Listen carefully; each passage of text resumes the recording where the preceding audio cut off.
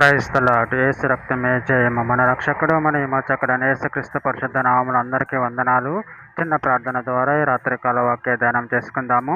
పరిశుద్ధుడ మహాగణుడైన దేవ యేసయ్య, సర్వాధికారి నాయన, మీకే వేలాది వందనములు, కృతజ్ఞత, స్తుతి స్తోత్రం చెల్లించుకుంటున్నాను. దేవ రాత్రికాల సమయంలో ప్రభు వాక్య భాగం ధ్యానిస్తుండగా వాక్య భాగం మాకు అర్థమవుట్లు సహాయం చేసి మీ కృపలో బలపరిచి మీకు మాదిరిగా మమ్మల్ని నడిపించమని చిన్న ప్రార్థన యేసుక్రీస్తు అతి పరిశుద్ధ నామములో అడిగి వేడుకుంటున్నాను తండ్రి. Amen amen.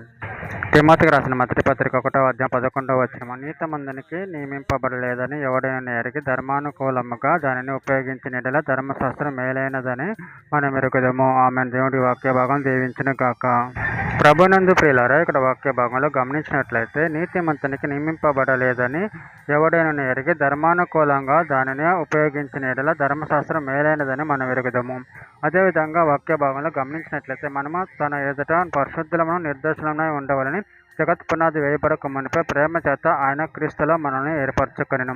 తెస్సలోనికీయులకు రాసిన మొదటి పత్రిక 2వ అధ్యాయం 4వ వచనం. సువార్తను మాకు అప్పగించుటకు యోగ్యులమని దేవుని వలన ఎంచబడిన వారమే మనుషులను సంతోషపెట్టువారము కాక మన హృదయములను పరీక్షించి దేవునిని సంతోషపెట్టువారమై బోధించుతున్నాము. రోమీయులకు రాసిన పత్రిక 1వ అధ్యాయం 16వ వచనం. సువార్తను గురించి నేను సిగ్గుపడవాడును కాను, ఎలయనగా నమ్మ ప్రతివానికి మొదట యూదునికి క్రీస్తు యేసునికి కూడా రక్షణ కలుగచేయుటకు అది దేవుని శక్తి అయి ఉన్నది.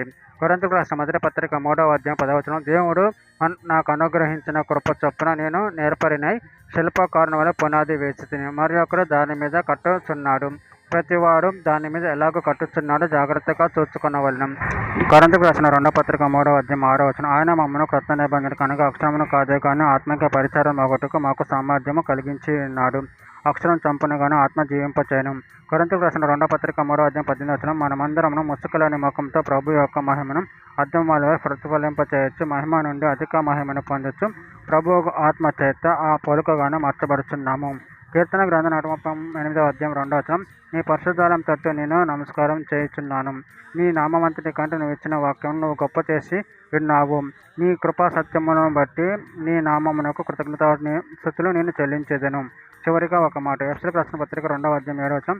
క్రీస్తు యేసునందు మనల్ని ఆయనతో కూడా లేపి పరలోకమందు ఆయనతో కూడా కూర్చుండబెట్టెను. ఆమె. దేవుడి వాక్య భాగం దీవించిన కాక చిన్న ప్రార్థన చేసుకుందాము.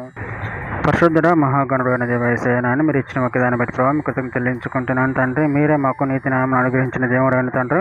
మీ యందు భయభక్తులు కలిగి ప్రేమ కృప మమ్మల్ని బలపరచమని చిన్న ప్రార్థన యేసు నామములో అడిగి వేడుకుంటున్నాను తండ్రి. Amen amen amen.